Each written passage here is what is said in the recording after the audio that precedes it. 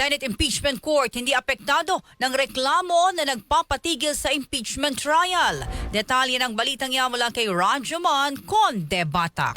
RMN Live Report.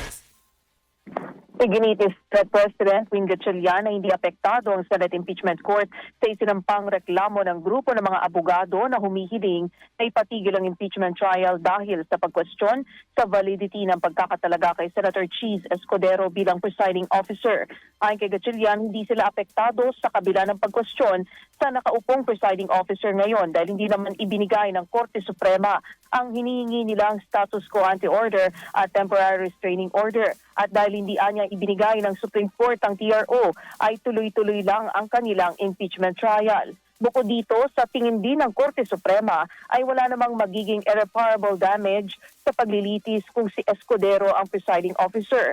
Samantala, nilinaw ni Gatchalian na hindi bago na may dalawang senator judge ang nasa Rose Room tulad ng setup nila ngayon ni Escudero. Inalimbawa ng senador ang impeachment trial noon ni dating Pangulong Joseph Estrada kung saan magkatabi sa Rose Room sina Senate President o dating Senate President Aquilino Nene Pimentel Jr. at former Supreme Court Chief Justice Hilario Davide Jr.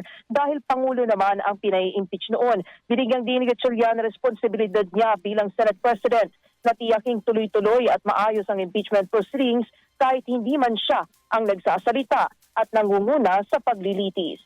Kasama mo sa DZXL RMN Manila, Rajuman Condebata, RMN. RMN Network News.